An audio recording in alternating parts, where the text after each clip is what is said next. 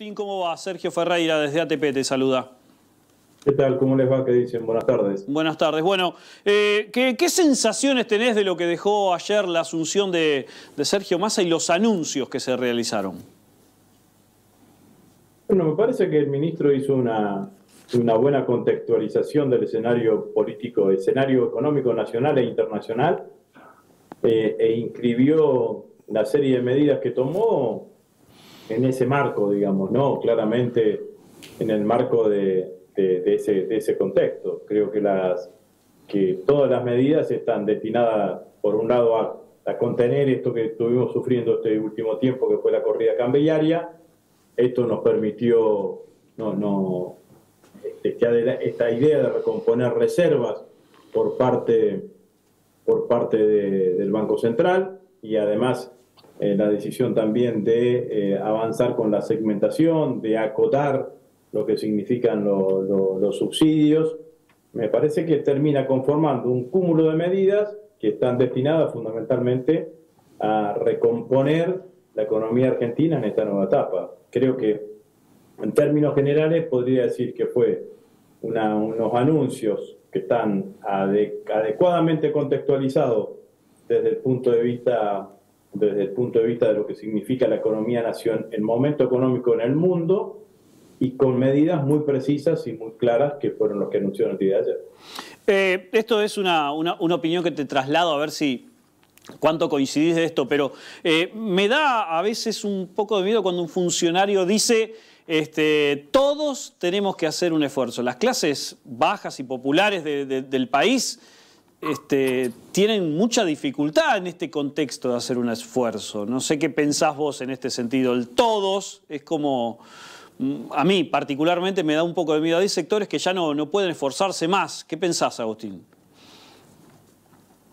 No me parece que estuvo destinado en términos de sectores sociales. Está claro que hay cuestiones que son claramente, y hay sectores sociales que cuando hay crisis, lo sienten mucho más, digamos, ¿no? Acá todos sabemos que la historia de la Argentina es que hay argentinos que le va bien cuando a la Argentina le va bien y mal, y a ellos les sigue yendo bien, y hay argentinos que le va bien solamente cuando a la Argentina le va bien, digamos, ¿no? Entonces, cuando hay problemas económicos, fundamentalmente, esos se resienten o castigan más fuertemente a un determinado sector social. Yo creo que al contrario, cuando el ministro anuncia que junto con el aumento que va a dar el índice de movilidad jubilatoria, ya anuncia que va a haber un bono para los jubilados, cuando anuncia que va a tener una serie de reuniones con industriales, con el sector empresario y el movimiento obrero para readecuar salarios, claramente, porque lo que hay que hacer es ver de qué manera los salarios que se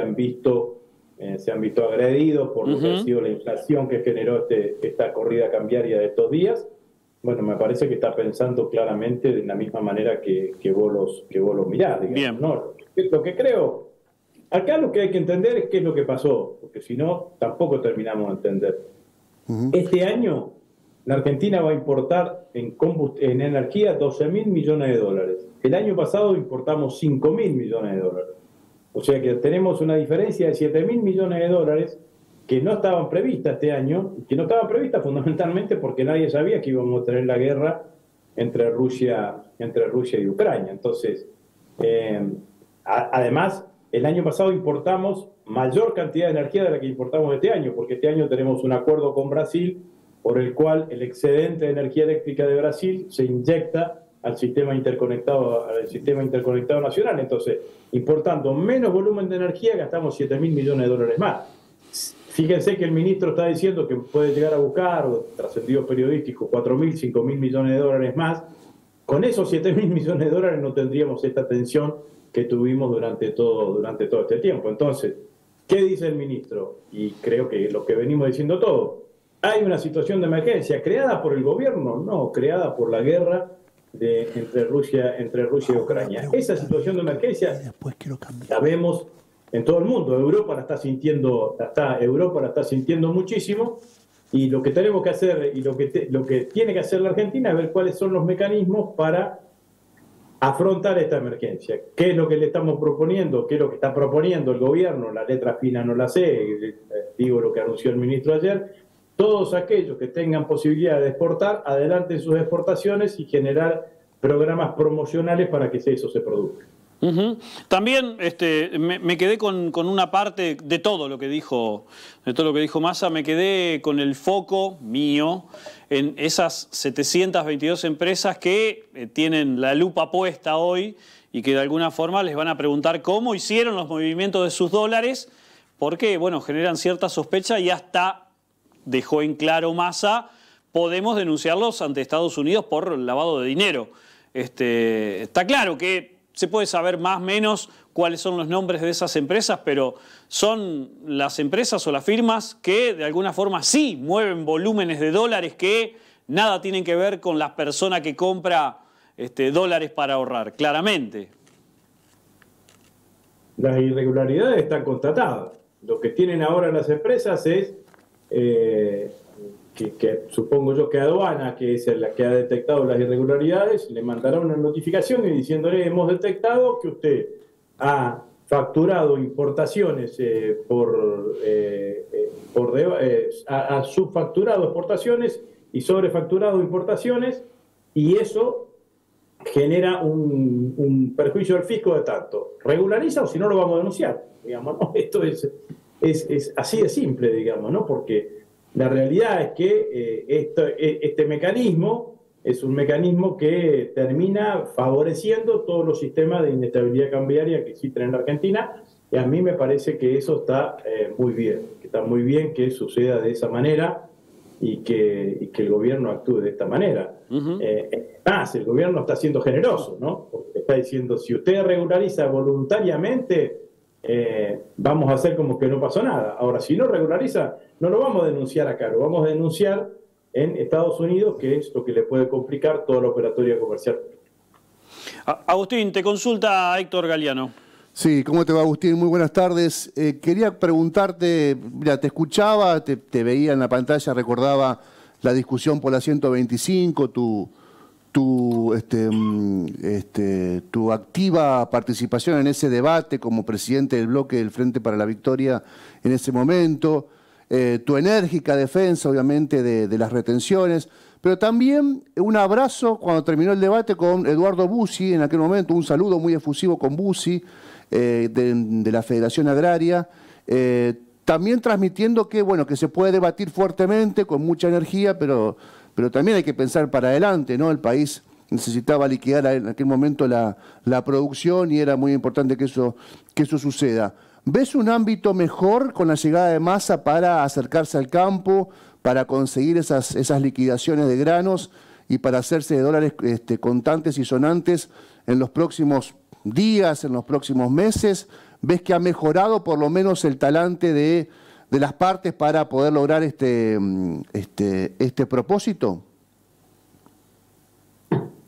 El debate de la 125 empezó como un reclamo gremial, por decirlo de alguna manera, razonable si se quiere, y terminó en una disputa política. Si no hubiese terminado en una disputa política, lo que se aprobó en la Cámara de Diputados era más beneficioso de lo que terminó siendo después para el conjunto de los productores, porque el despacho que nosotros aprobamos en la Cámara de Diputados bajaba las retenciones del 35 al 30% para todos los productores del 35 al 25% para todos los productores de menos de 300 toneladas.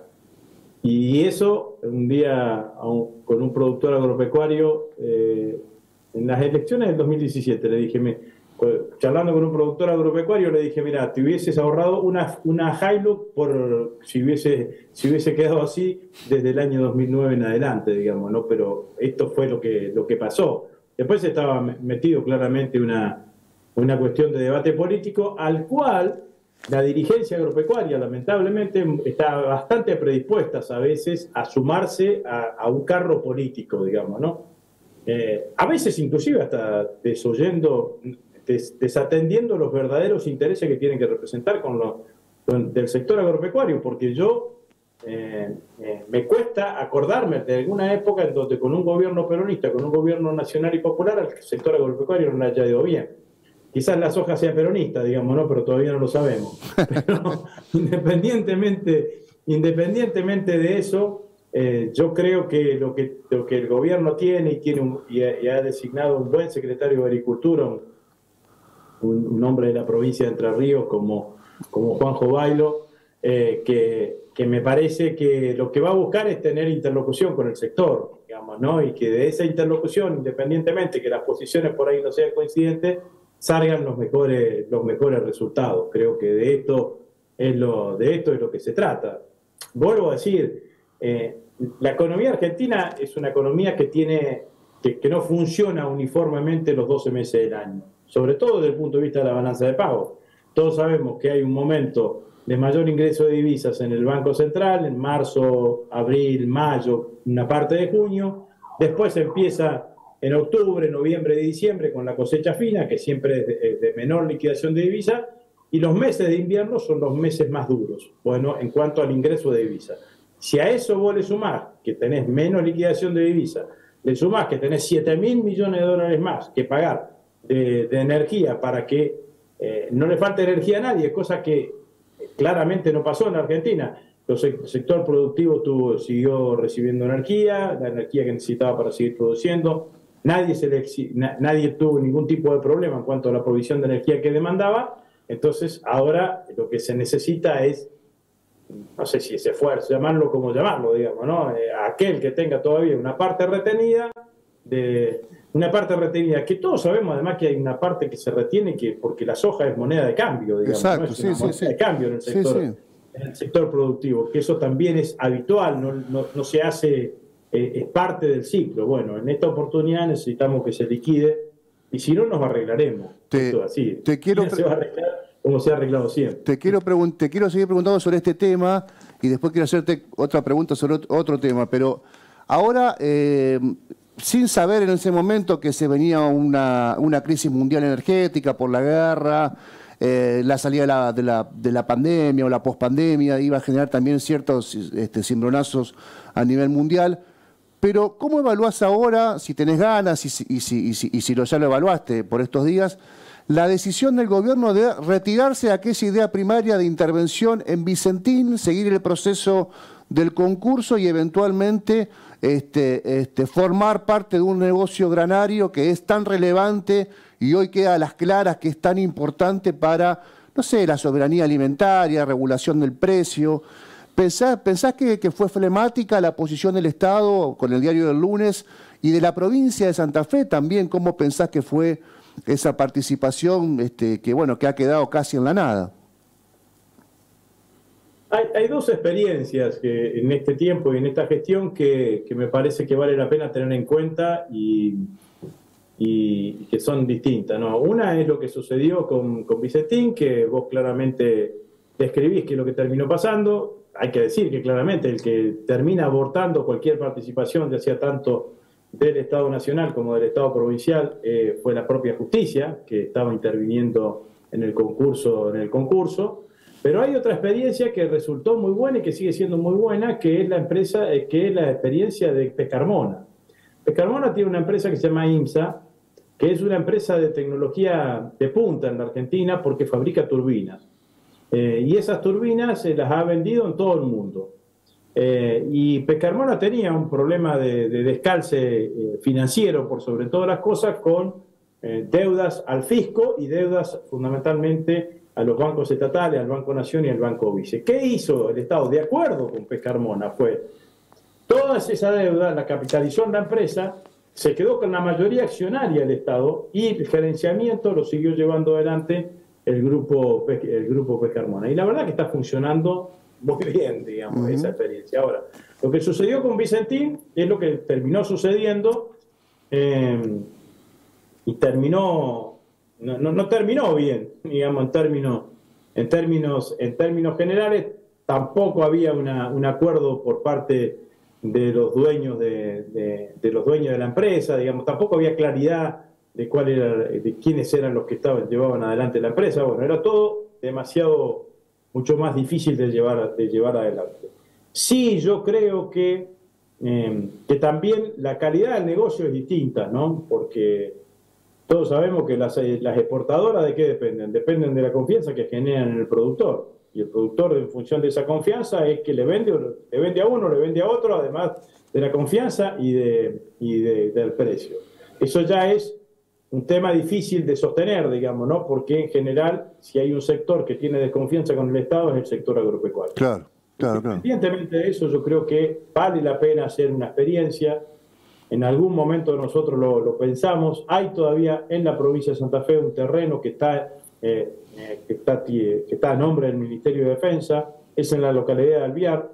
Allí es el único pedazo de terreno que hay en la costa que todavía se puede planificar un puerto de aguas profundas, y en algún momento nosotros pensamos, no lo pudimos concretar, de que era una buena oportunidad para que el Estado, a través del Ministerio de Defensa o de quien designe el Estado, asociado con alguna de las cooperativas, imaginábamos AFA, que no tiene puerto propio, poder hacer una experiencia de esas características, con un asociativismo público-privado y que te permita tener algún tipo de precio testigo de lo que eso significa, digamos, ¿no? Pero la realidad es que las exportadoras son, en muchos casos, dependen de lo que el productor les venda o no les deje vender.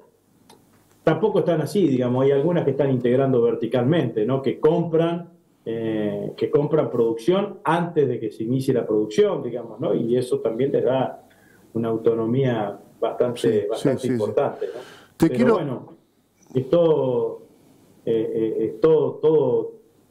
toda esa complejidad que tiene, digamos. Te quiero cambiar de tema, Agustín, en estos últimos minutos antes de las 3, por lo menos de mi parte, esta es mi última pregunta, un tema totalmente distinto, y preguntártelo desde tu condición de santafesino, de rosarino, que muy atento a lo que pasa en nuestra provincia todos los días.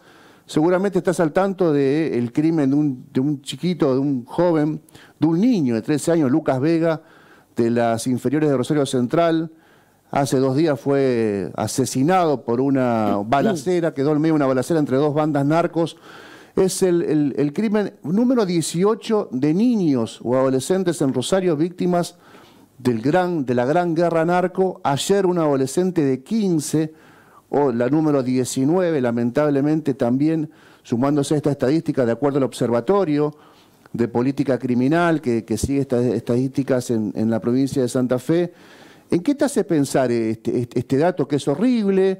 Digo, en tu condición de santafesino, de candidato a gobernador de Santa Fe, de rosarino, de ex concejal de Rosario también, de ahora titular de la AFI.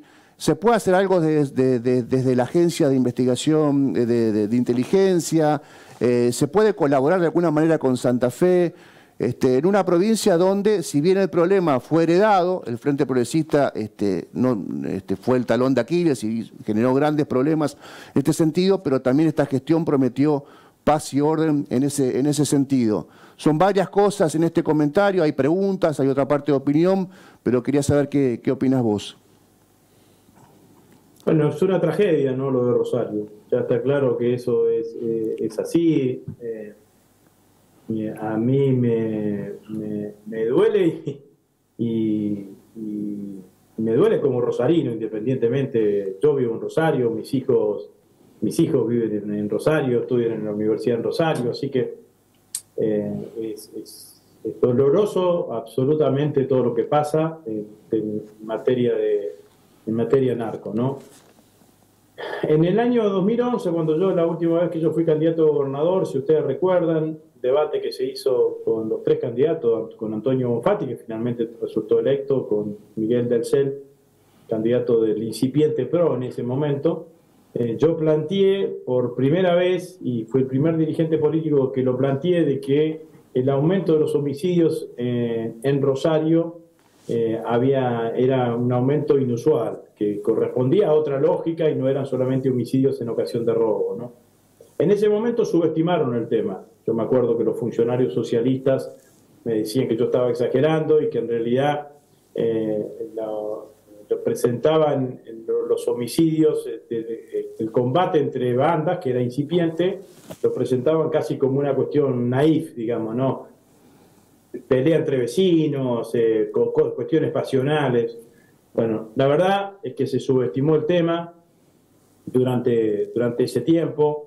Después vino la denuncia del que era Toñoli, que era el jefe de la policía de la provincia de Santa Fe.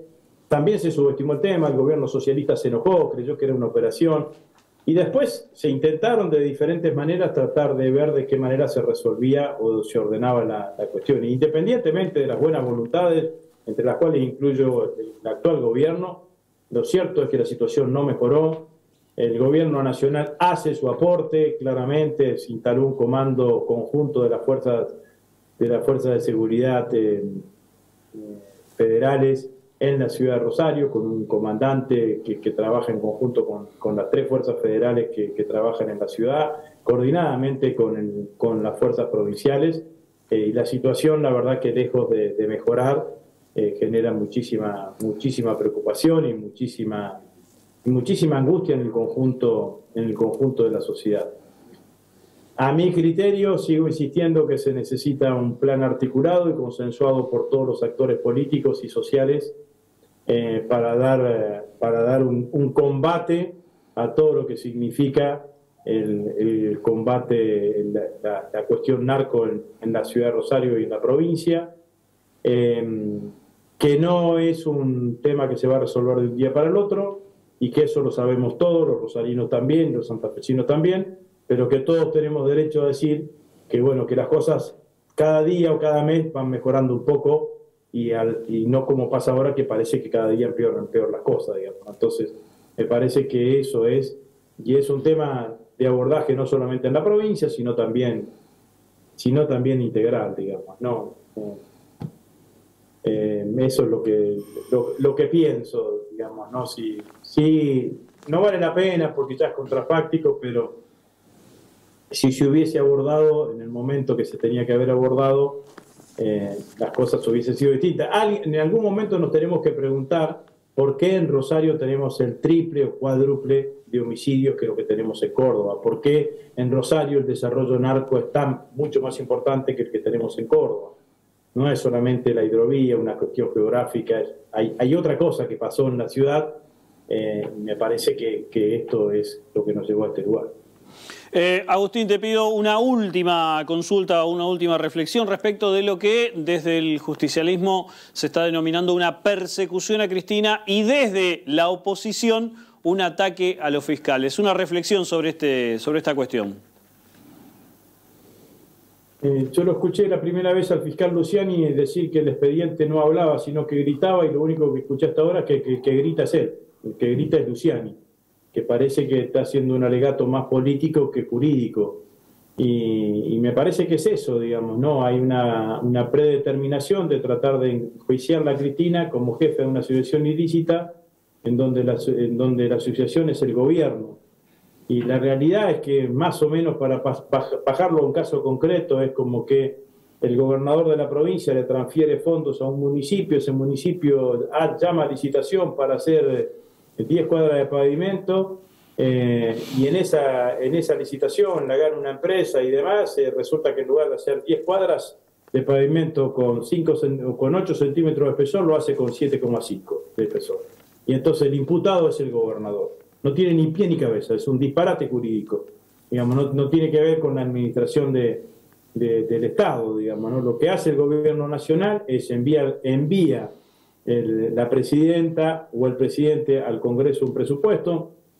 En ese presupuesto está la asignación de fondos, en ese presupuesto están las obras que se van a ejecutar, se aprueban tanto en diputados como senadores y se ejecuta, y la ejecuta quien administra el presupuesto, que es el jefe de gabinete. Y en muchos de los casos esa ejecución de obras tenía que ver con transferencia a las provincias para que sean las provincias las que lleven adelante cada una de las licitaciones. Esto es lo que nosotros estamos viendo, y es lo que no nos enoja, digamos, ¿no? Sino que lo que describimos claramente. Si se actúa conforme a derecho, el tribunal seguramente absolverá a Cristina, y si no, bueno, veremos cómo sigue la historia. Agustín, muchísimas gracias por tu tiempo. Bueno, muchas gracias a ustedes, que sigan bien, ¿eh?